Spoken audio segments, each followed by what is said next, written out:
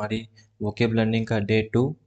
तो अगर आपने डे 1 नहीं देखा है तो मैं आपको रिकमेंड करूँगा कि आप पहले जाके डे 1 देख लें, क्योंकि ये एक स्टोरी से हम वर्ड मीनिंग समझाएंगे तो आपको स्टोरी बीच में समझ में नहीं आएगी। तो शुरू करते हैं। आज है season 3, the dark forest. Aarav अपनी जर्नी कंटिन्यू करते हुए एक एशियन फॉरेस्ट में पहुंचा, मतलब एक पुराने जंगल में पहुंचा। उस फॉरेस्ट का एटमॉस्फेयर बहुत एरी था, मतलब वहाँ का जो वातावरण था वो बहुत डरावना था। ट्रीज बहुत गार्लैंड और विथर्ड थे, मतलब जो वहाँ के जो पेड़ थे वो टेढ़े मेढ़े और सूखे हुए थे।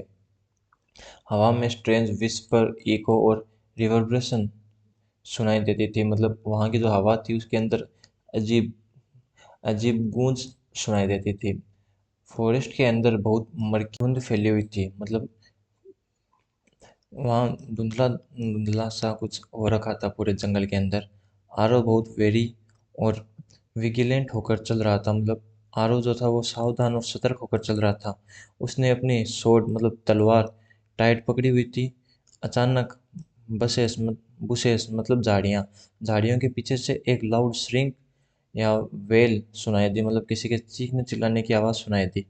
आरव का दिल जोर से धड़कने लगा, लेकिन उसने फोर्टिट्यूड और मेटल नहीं छोड़ी। फोर्टिट्यूड मतलब साहस और मेटल मतलब हिम्मत, ये वर्ड्स कल भी आए थे। तो आरव ने साहस और हिम्मत से काम लिया, मतलब वहाँ पर फॉरेस्ट में स्ट्रेंज क्रिएचर घूम रहे थे, मतलब अजीब क्रिएचर्स घूम रहे थे जंगल के अंदर। कुछ क्रिएचर घोस्टिक्यू ग्रिसली और घासली दिख रहे थे, मतलब कुछ जो क्रिएचर थे वहाँ के वो विचित्र, भयानक और डरावने दिख रहे थे। उनकी आंखें ग्लिमरिंग और लूरिड थी, मतलब उनकी जो आंखें थी वो हल्की चमकती हुई और डरावनी थी, मतलब जैसे ये चमक रही है थोड़ी थोड़ी इस तरह। आरव धीरे धीरे एक अबेंडन टेम्पल तक पहुंचा, मतलब एक पुराने टेम्पल तक पहुंचा। टेम्पल बहुत डिलेपिडेट और डिसोलेट था, मतलब वो जो मंदिर था वो तहस नहस और वीरान था।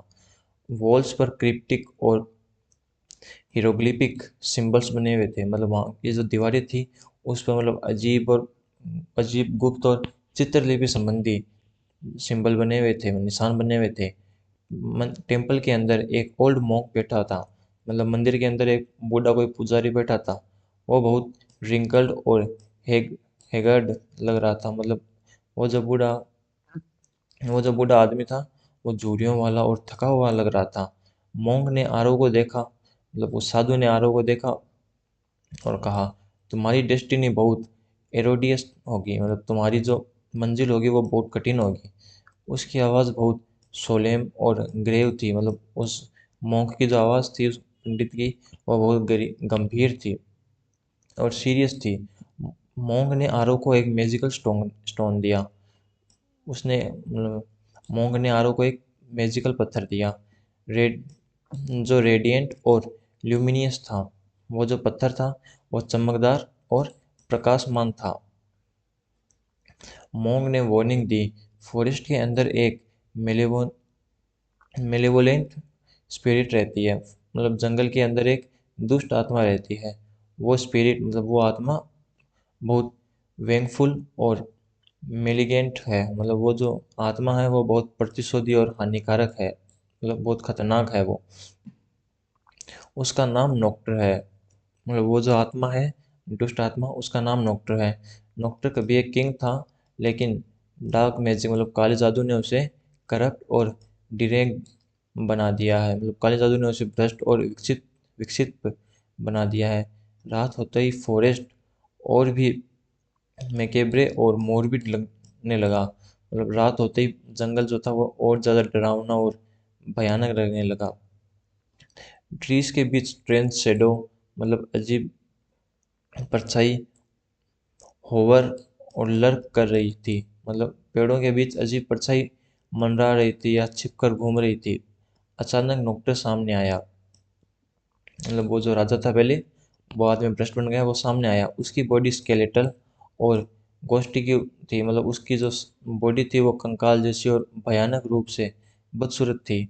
उसकी आंखों में हेट्रेड, रेज और मेलिक भरा हुआ था, मतलब उसकी आंखों में गुस्सा और नफरत भरी हुई थी। नॉक्टर लाउडली बिवोल्ड एंड वोसिफेटेड, मतलब नॉक्टर जो था वो जोर से गरजा और चिल्लाया, तुम यहाँ से जिंदा नहीं जाओगे। उसकी वॉइस पूरे फॉरेस्ट में रिवर्बरेट और रिसाउंड करने लगी, मतलब जोर जोर से गूंजने लगी उसकी जो आवाज़ थी। नॉक्टर ने डार्क मैजिक से जाइंट मॉन्स्टर समन किया। नॉक्टर जो था उसने काले जादू से एक भयानक राक्षस को समन किया, जिसे यहाँ पर मॉन्स्टर बहुत हाइडियस, फिरोसियस और ब्रूटल था। मतलब वो जो मॉन्स्टर था वह बेहद डरावना, उग्र और क्रूर था, जैसे इस फोटो में दिख रहा है। आरव ने अपनी स्वॉर्ड निकाली, मतलब आरव ने अपनी तलवार निकाली और उससे लड़ाई करने लगा। बैटल बहुत टर्म्यूटियस और फ्रिंज्ड थी, मतलब वो जो लड़ाई हुई थी उन दोनों के बीच वो बहुत उथल पुथल वाली और उन्नादी थी, मतलब बहुत खतरनाक लड़ाई थी। आरव ने बहुत ब्रिस्क और एलिग अटैक किया, मतलब आरव ने बहुत तेज और फुर्ती वाले अटैक किए। लेकिन मॉन्स्टर की स्ट्रेंथ, मतलब मॉन्स्टर की ताकत फॉर्मिडेबल और ओवरवेलमिंग थी। मतलब उस मॉन्स्टर की जो ताकत थी बहुत शक्तिशाली और बहुत ज़्यादा ताकतवर था वो मॉन्स्टर। आरव थोड़ा फेटिक्यूड और एग्जॉस्टेड हो गया, मतलब आरव जो था वो थोड़ा थक गया। फेटिक्यूड और एग्जॉस्टेड एक दूसरे के सिनोनिम्स हैं। तभी मोंग का दिया हुआ स्टोन सडनली ग्लिमर्ड, ब्लेज्ड किया, मतलब मोंग ने जो उसको पत्थर दिया था वो चमकने लगा। ये दोनों भी सिनोनिम्स हैं। उसकी लाइट इतनी रेडिएंट या रिस्प्लेंडेंट थी कि मॉन्स्टर पीछे हटने लगा, मतलब वो जो पत्थर था उसकी लाइट बहुत चमकदार थी कि जो मॉन्स्टर था वो पीछे हटने लगा। नॉक्टर लाउडली श्रिंक्ड एंड विथर्ड, नॉक्टर जो था वो चीखा और दर्द से कराने लगा और डार्कनेस धीरे धीरे डिसअपियर होने लगी, मतलब वो जो अंधेरा था जंगल में अजीब सा वो धीरे धीरे पीछे हटने लगा, मतलब हटने डिसअपियर होने लगा। बैटल के बाद मोंग ने कहा, तुम चूजन वॉरियर हो, मतलब लड़ाई उन दोनों नॉक्टर और आरो के बीच लड़ाई खत्म होते ही वो जो मोंग था उसने कहा कि तुम चुने गए योद्धा हो।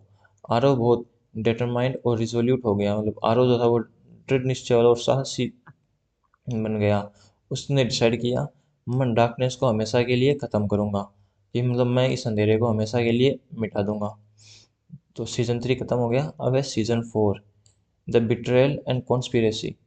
डार्क फॉरेस्ट से बाहर निकलने के बाद आरव कैपिटल सिटी वापस आया, मतलब उस जंगल से बाहर निकलने के बाद आरव जो था वो अपने कैपिटल सिटी वापस आया, राजधानी वापस आया।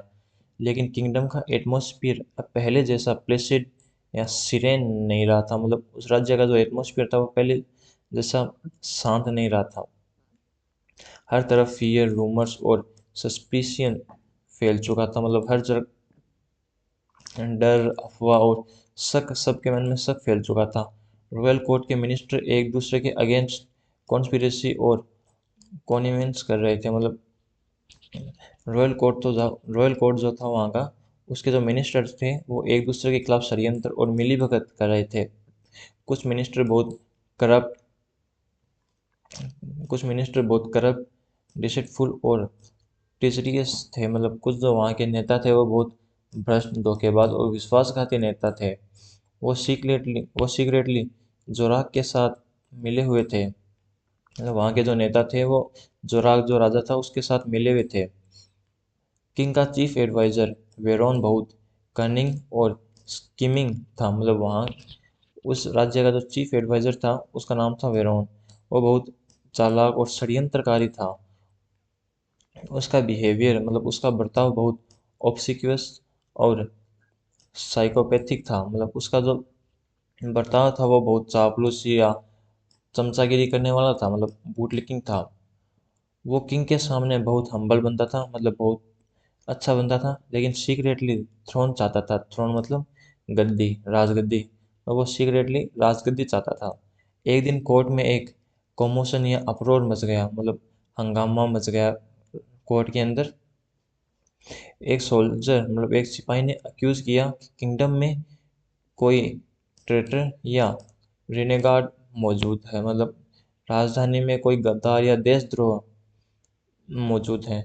सब लोग बिविल्डर और अप्रेंसिव हो गए, मतलब सब लोग हैरान और भयभीत हो गए। ये वर्ड पहले भी आ चुका है।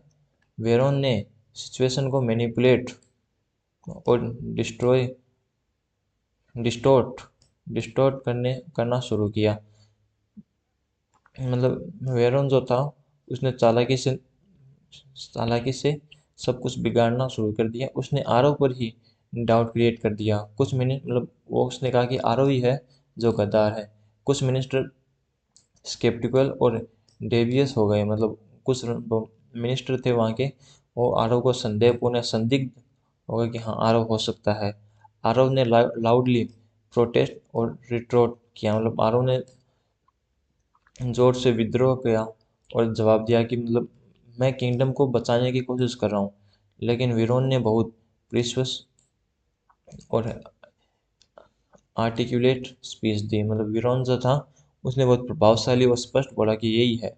उसने आरव को रेगलेस, मतलब लापरवाह और इम्पल्सिव, मतलब जल्दबाज डिक्लेयर कर दिया कि मतलब यही है वो जो लापरवाह है और विद्रोह कर रहा है। किंग थोड़ा हेजिटेट और डेडिशियसिव हो गया, मतलब वहाँ जो राजा था वो हिचकिचाने लगा और निर्णय नहीं ले पाया। कोर्ट का इन्वायरमेंट, मतलब कोर्ट का जो वातावरण था वो बहुत टेंस, मतलब तनावपूर्ण और टिमल्टियस, मतलब उथल पुथल भरा था। उस रात आरव सीक्रेटली पैलेस के अंडरग्राउंड चैम्बर में गया, मतलब उस राज्य के अंडरग्राउंड चैम्बर में गया। वहाँ उसे हिडन डॉक्यूमेंट्स दिखे, मतलब गुप्त डॉक्यूमेंट्स दिखे। डॉक्यूमेंट्स में वेरोन और जोराक के बीच के कोवर्ट और सुपरस्टिशियस लेटर मिले। मतलब उस अंडरग्राउंड चैम्बर के अंदर जोरा वेरोन और जोरा के बीच कुछ गुप्त चुपके से किए गए लेटर्स मिले। आरव बहुत एस्टोनिश्ड एंड फ्लेम फ्लेम्बरगेस्टेड हो गया, मतलब आरव जो था वो बहुत हैरान हो गया। लेटर में लिखा था, किंग को रिमूव करके थ्रोन कैप्चर करना होगा। आरव समझ गया कि वेरोन एक ट्रेटर और मेलेवोलेंट इंसान है, मतलब वेरोन जो है वो गद्दार और दुष्ट इंसान है। लेकिन अचानक गार्ड आ गई। वेरोन ने आरव को फ्लेम्ड और इम्प्लिकेटेड कर दिया, मतलब वेरोन ने आरव को झूठा फंसा दिया और दोषी ठहरा दिया। सोल्जर ने आरव को सीज या डिटेन कर लिया, मतलब सोल्जर ने आरव को पकड़ा और हिरासत में ले लिया। प्रिजन बहुत डैम्प और ग्लूमी था, मतलब वहाँ का जो जेल था वो बहुत नम और उदास था, मतलब हर कोई वहाँ पे उदास ही था। वहाँ प्रिजनर्स मिजरेबल और डिस्पेयर थे, मतलब वहाँ के जो प्रिजनर्स थे, जो कैदी थे, वो बहुत दुखी और निराश थे। आरो थोड़ा डिजेक्टेड या मेलकोनिक महसूस करने लगा। आरो जो था वो थोड़ा निराश या उदास महसूस करने लगा। लेकिन उसने अपनी रिसाइलेंस और फोर्टिट्यूड नहीं छोड़ी, मतलब आरो जो था उसने अपना साहस नहीं छोड़ा। प्रिजन में एक ओल्ड प्रिजनर मिला जो बहुत फ्रेल और विजर्ड था विजन्ड था, मतलब एक पुराना कैदी मिला जो बहुत कमजोर और बूढ़ा था। उसने आरव से कहा, ट्रुथ को हमेशा टेम्पररी सरपास किया जा सकता है, लेकिन परमानेंटली डिस्ट्रॉय नहीं। मतलब सच को हमेशा थोड़ी देर के लिए दबाया जा सकता है, लेकिन हमेशा के लिए उसको तबाह नहीं किया जा सकता। ओल्ड प्रिजनर एक्चुअली एक फॉर्मल रॉयल स्पाई था, मतलब वो जो पुराना कैदी था वो एक शाही स्पाई, मतलब जासूस था। उसने आरव को प्रिजन के हिडन टनल के बारे में बताया, मतलब जेल के अंदर एक गुप्त सुरंग है उसके बारे में बताया। आरव ने एक ओडेशियस और डेयरिंग स्केप प्लान बनाया, मतलब आरव ने एक साहसी और निडर वाला स्केप प्लान बनाया, मतलब वहाँ से निकलने का प्लान बनाया। रात के अंधेरे में वो टनल से क्रल और स्निक करने लगे, मतलब रात होते ही वो वहाँ से उन्होंने रेगना शुरू किया और चुपके से चले गए वहाँ से। बहुत मुश्किल के बाद वो प्रिजन से बाहर निकल गए। अब आरव ऑफिशियली किंगडम का एक फुगिटिव मतलब भगोड़ा। तो अब आरव किंगडम का एक भगोड़ा बन चुका था। तो सीजन 4 खत्म होता है।